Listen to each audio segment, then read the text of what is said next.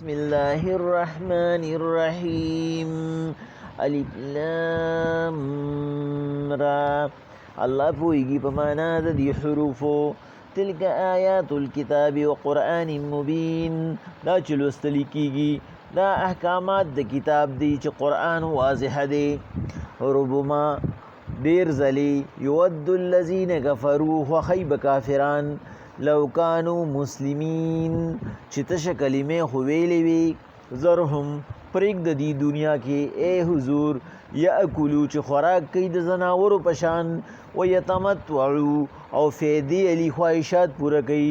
ویلههم الامل او خواهشات تړي، فسوف یعلمون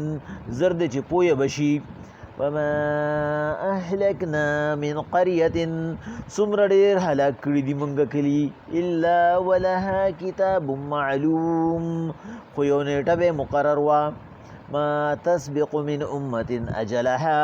نه دړواندې شوي یو جماعت هم د خپل نیټې نه، وما یستاخرون او نه رستو شوي دی. وقالو وی دا مشرکان یا ایها الذی اے هاغه کسا نزل علیه الذکر چې قرآن نازل شوی دی پتا باندې، انک لمجنون مونږ ته خو ته روغ نه ښکارې. ولو ما تأتینا بالملائکة کنیرا ولا مونږ ته فرشتې مخامخ، ان کنت من الصادقین که رښتونی پیغمبرې. ما ننزل الملائکة نرازی فرشتی الا بالحق خود پیسلی دا پارا، وما کانو اذا منذرین پا آغا وقت کی بتاوسو تا بیا محلت ملو نشی. انا نحن نزلنا الذکر بیشک منگا نازل کرده دا قرآن، و انا له لحافظون او منگا یہ دا حفاظت زمواری اغسطرا. ولقد ارسلنا من قبلك في شيع الاولين فتحقیق سرا انبیاء را لګریو مونږه مخکانو ډلو ته هم. وما ياتيهم من رسول اغي ته بم پیغمبر چې هر کله راغی الا كانوا به يستهزئون اغي بور پورې هم ټوکی کولې. كذلك نسلكه في قلوب المجرمين دغه شانته په وست کړي دي او شان کړي دي مونږه زړونه ردي مجرمانو. لا یؤمنون به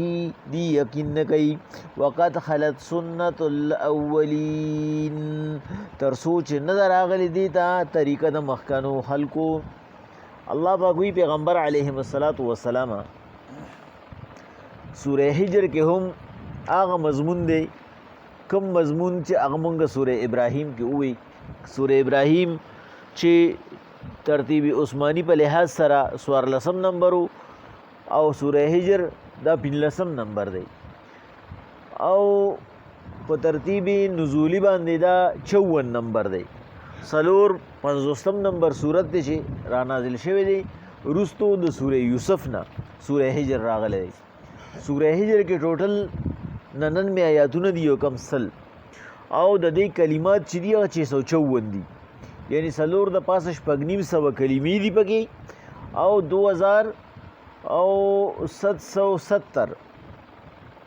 2770 پدی کی حروف تھی ٹوٹل 2900 او یا حروف تھی پکی. مضمونی آغا دو سورہ ابراہیم پشانت زکا دے چی دا مکی صورت تے، او پدی کم اللہ پاک دو وحدانیت او دا رسالت دا دوارو ذکر کئی. اللہ پاک پیغمبر علیہ السلام تا تسلی ور گئی چی پیغمبر علیہ السلام دا کافران کدل تک یقین نه کوي نو په دې باندې یو وخت داسې راتلو والا دی چې په هغه وخت کې بدی پدی بی یقینې بسې ډېر زیات افسوس وکړي چې موږ له په دې یقین پکارو.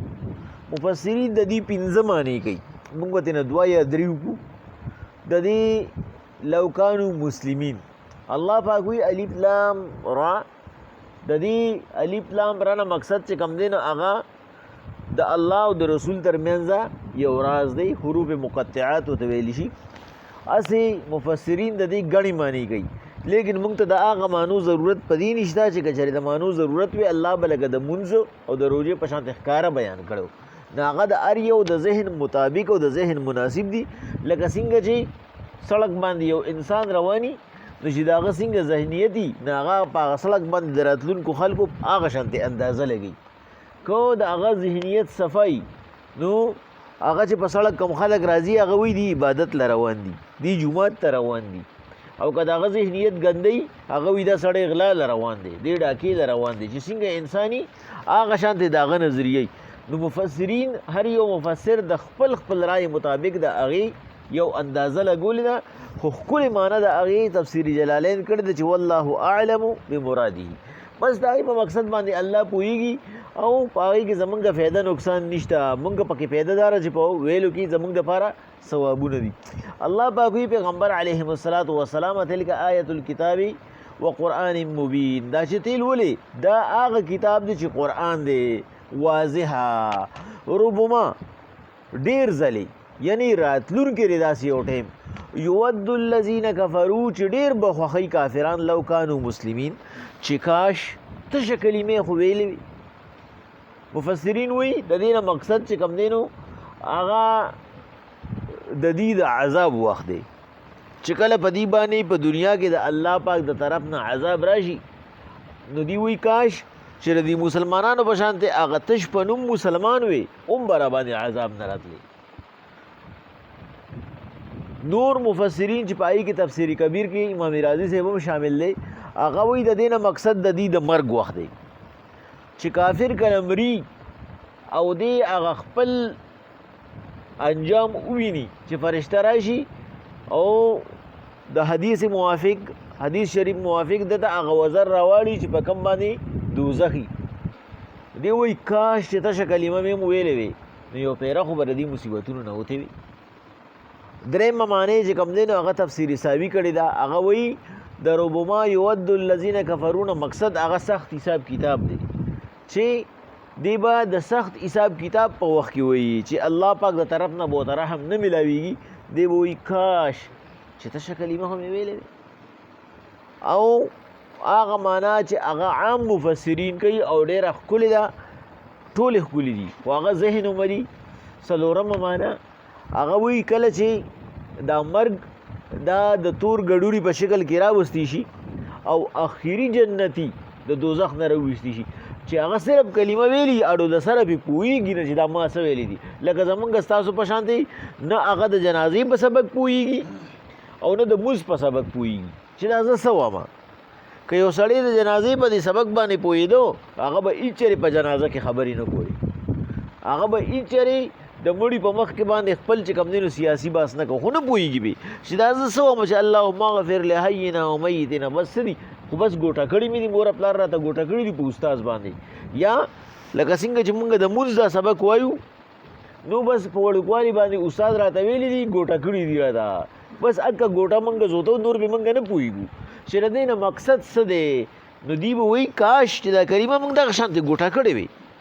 چې د کلمې نور مقصد باندې مونږ نه پوهېږو چې لا اله الا الله محمد رسول الله مقصد څه دی.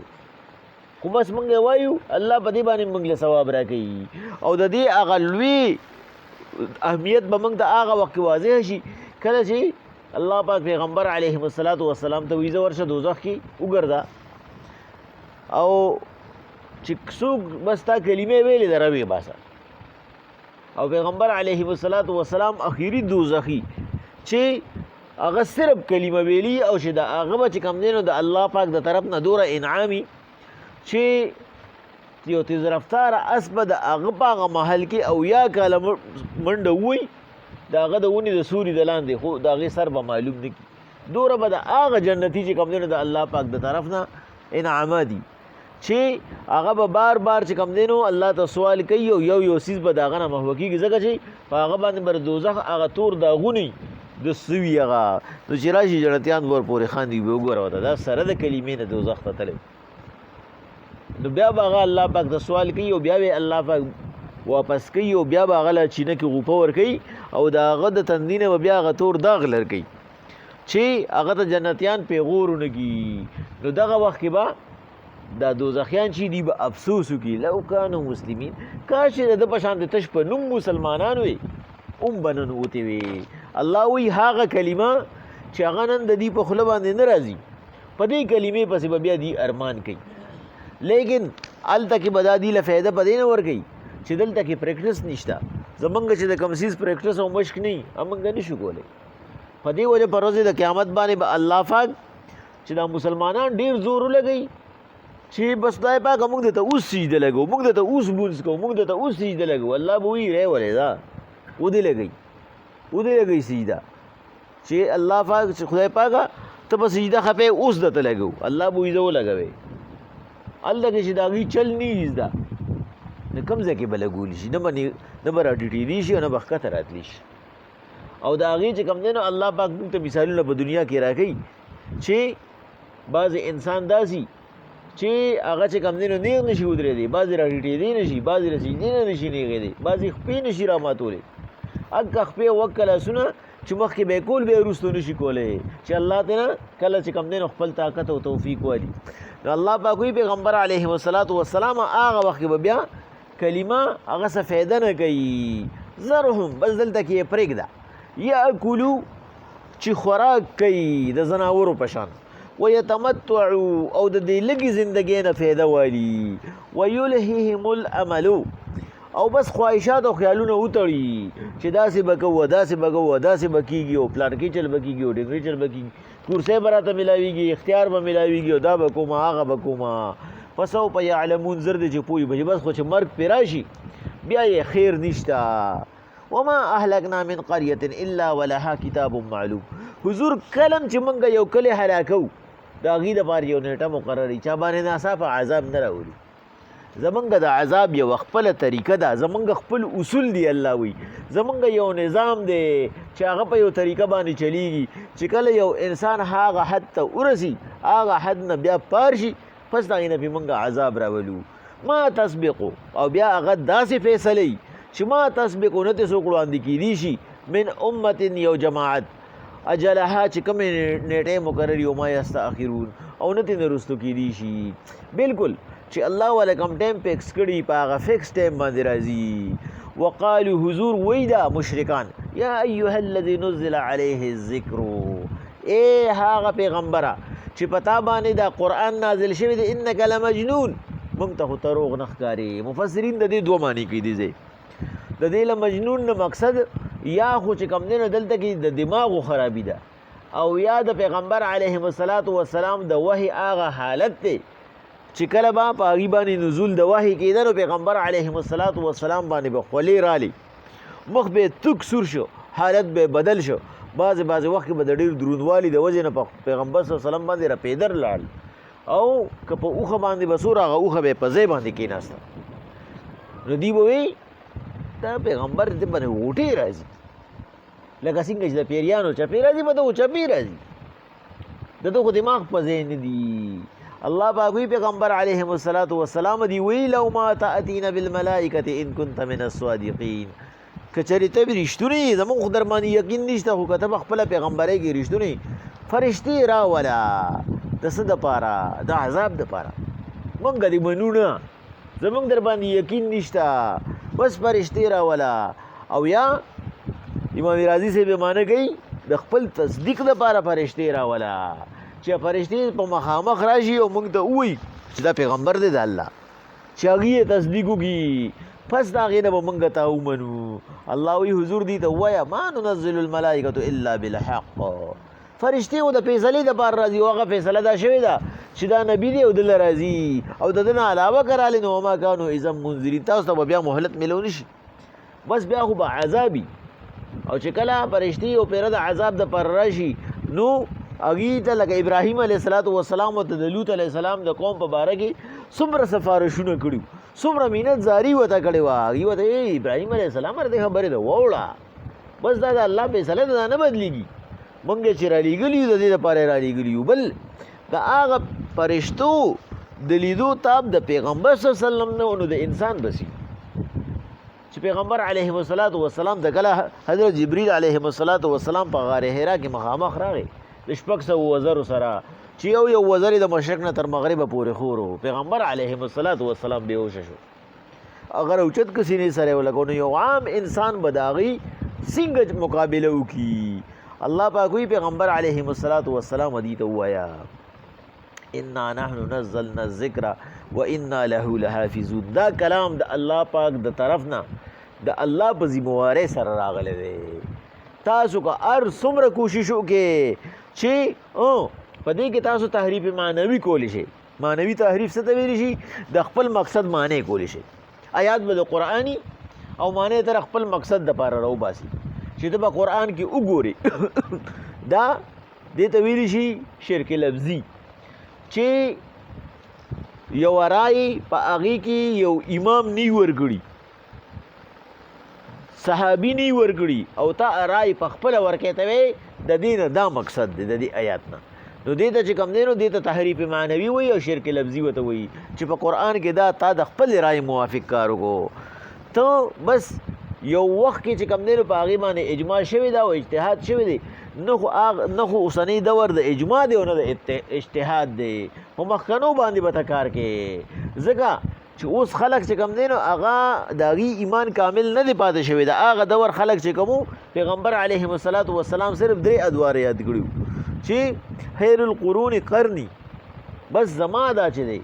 بیا د هغې نه پس او بیا د هغې نه پس، بس درته به تابعینو پورې چا چې صحابه لیدلي، د هغې نه پس بیا اجماع او اجتهاد نشته. ته به د هغې اجماع او اجتهاد ګورې. نو که اوس یو سړی وایي چې دا زما رای ده، نو اوس هغه خپل رای په یو مسله باندې نشي قایمولی، د خپل رای دپاره آیت نشي رایستی. اب وی نه دا د پلانکي امام رای ده، د پلانکي امام رای ده، د دې ولی الله رای ده، د هغه رای ده چې هغه د هغه زماني د دې زماني نه. د الله پاک وی پیغمبر علیهم الصلاة والسلام دې ته ووایه که د قرآن کې اوس تاسو هر څومره کوشش کوئ، هغه دور کې چې کله پیغمبر صلی الله علیه وسلم نو دا خبره یې ورته کړې وه. الله پاک وی انا نحن نزلنا الذکر وانا له لحافظون. مونږ نازل کړی دی او حفاظت به مونږ کوو. چې مونږ په دې کې بار بار چې کوم دی نو مثالونه وي، بار بار پکې مونږ واقعات ذکر کړو چې په څه طریقه باندې چې کوم دی نو الله پاک هغه د دې حفاظت کوي. هغه انسان چې هغه د ټولو نه ظالم یادېده چې حجاج بن یوسف و، چې هغه یوه کارنامه داره چې هغه زمونږ د عجمیانو دپاره په دې باندې اعراب لګولي دي چې یاره دی چې کوم دی نو د تلاوت په صحیح طریقه باندې وکړي، او په دې وجه باندې مفسرین وایي چې کیدای شي الله پاک په دې خدمت باندې وبخي. هغه له چې کوم دی نو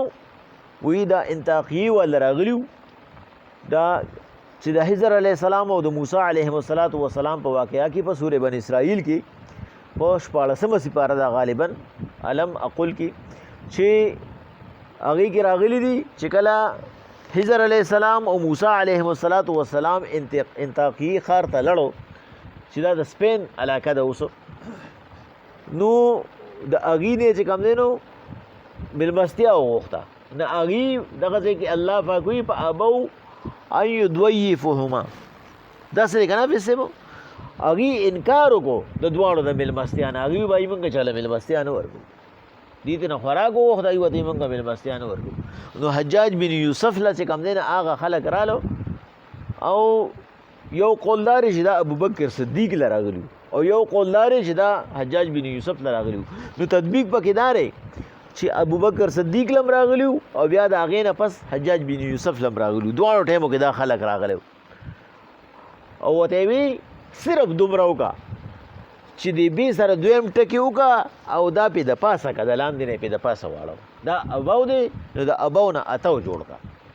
په اباو دا ټکي د لاندې ربې ده، نو دا ټکي د ربې نه روان کړه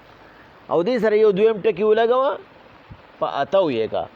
نو چې په اتو شي نو په اتو او دوی په همه بس هغې راتله وکړو او خوراک یې وله ورکړو، او چې په ابو شي نو هغې انکار وکړو، خوراک یې وله ورنه کړو.